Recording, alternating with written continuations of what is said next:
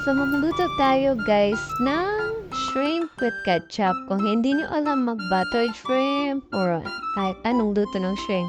Pero ito guys, napakadali lang kasi ketchup lang yung ilalagay natin. Matamis na, so hindi mo na kailangan timplahin. Diba guys? So tara, lutuin na natin. Pagkatapos nyo linisin yung shrimp, so ibabad nyo muna siya sa asin. At saka lagyan nyo din ng paminta.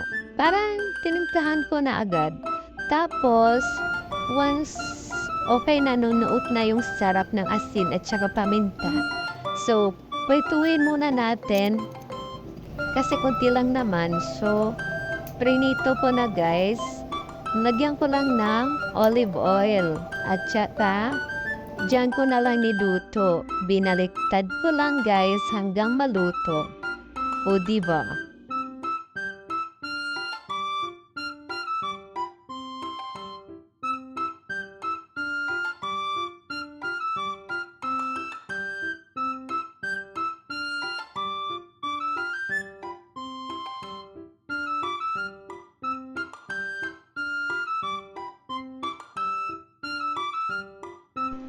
Once luto na siya guys, so time na gisahin na natin ito at huwag na tayo magpatumpik-tumpik pa. Gisa-gisahin na. So linagyan ko lang ng bawang at saka nilagyan ko na ng asin at saka paminta to taste, diba?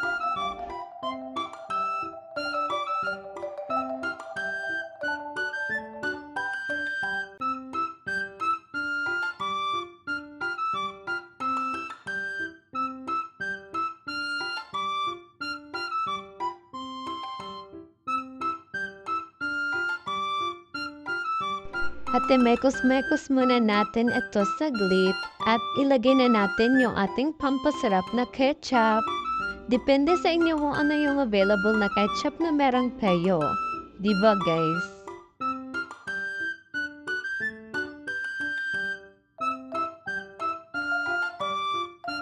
So mekos-mekos natin ulit hanggang mahalo na lahat ng ketchup sa shrimp.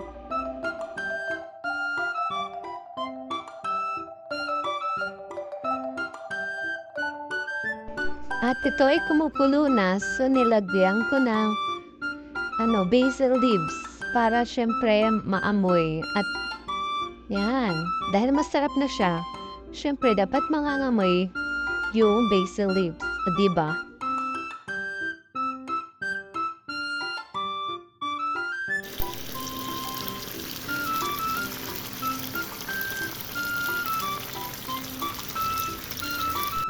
Tara na at pumasok na tayo dahil baon natin dito sa opisina noong ako'y nagtatrabaho pa.